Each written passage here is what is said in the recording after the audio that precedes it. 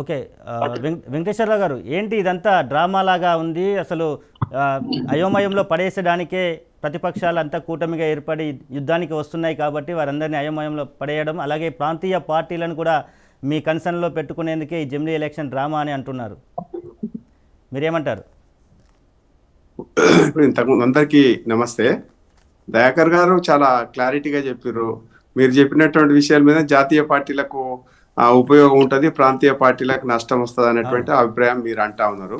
అయితే దీంట్లో మనం ఒకవేళ కనుక ఇది కనుక జమిలీ ఎన్నికలే ఒకవేళ కావాలి అని అనుకుంటే దానికి చేయాల్సినటువంటి పూర్వరంగంలో చేయాల్సినటువంటి విషయాలన్నీ చేస్తారు, రాజ్యాంగ ప్రక్రియ ప్రకారమే చేస్తారు. దాంట్లో అయితే రెండవ అనుమానం లేదు.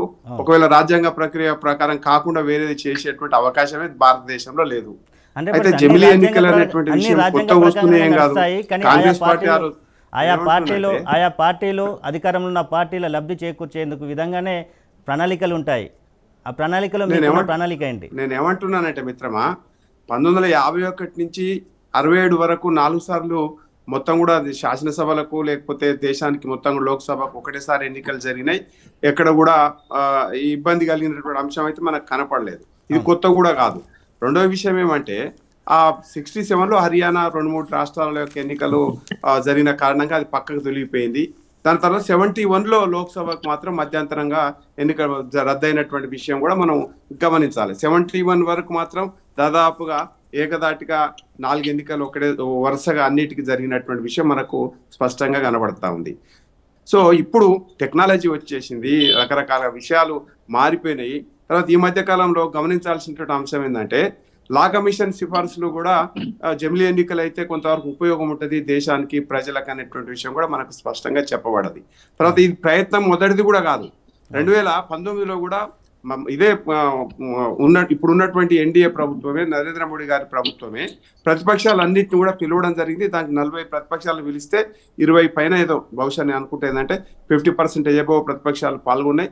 దాంట్లో మమతా బెనర్జీ లాంటి వాళ్ళు కూడా జమిలీ ఎన్నికలు ఉంటే బాగుంటుంది అనేటువంటి అభిప్రాయాన్ని కూడా వ్యక్తం చేసినారు. ఇవన్నీ కూడా జరుగుతున్నటువంటి క్రమం.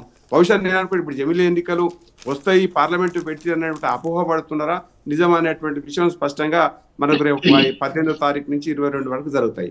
అయితే ఇక్కడ గమనించాల్సిన అంశం ఏంటంటే ఇంతకుముందు దయాకర్ గారు మాట్లాడుతూ జస్ట్ 2 నెలలు అటు ఇటు అవుతుంది అన్న, 2 నెలలు 18వ తారీఖు నుంచి 22వ తారీఖు వరకు అని భ్రమపడాల్సినటువంటి అవసరం ఎక్కడ ఏ విషయమైనా సరే రాజ్యాంగ సవరణ చేయాలి. 4-5 రాజ్యాంగ సవరణలు చేయాల్సి, ఒకవేళ ఇదే నిజం అనుకుంటే 4-5 రాజ్యాంగ సవరణలు చేయాల్సి ఎవరికి నష్టం ఉంటుందని అనుకోను.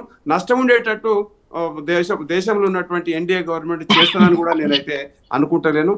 ఇది ప్రజల కోసం ఉపయోగపడేదైతే, ప్రజలలో ఇబ్బంది కలగకుండా ప్రజలకు ఉపయోగపడుతుంది, దేశానికి ఉపయోగపడుతుంది. మళ్ళీ ఒక నెలకు ఒకసారి, 2 నెలలకు ఒకసారి, సంవత్సరానికి 2 సార్లు ఎన్నికలు జరిగి ప్రజాధనం నిరుపయోగంగా మారిపోతా ఉంది. ఒక్కసారి ప్రాంతీయ పార్టీ అంటే ఇప్పుడు నేషనల్ పార్టీకి సంబంధించిన మీరంతా నేషనల్ పార్టీకి లాభం జరుగుతుంది. వెంకటేశ్వరరావు గారు ఒక్క నిమిషం, ఆ వైపుగా ఆలోచన చేయడం తప్పే ఉందని చెప్పేసి నేను అనుకుంటాను.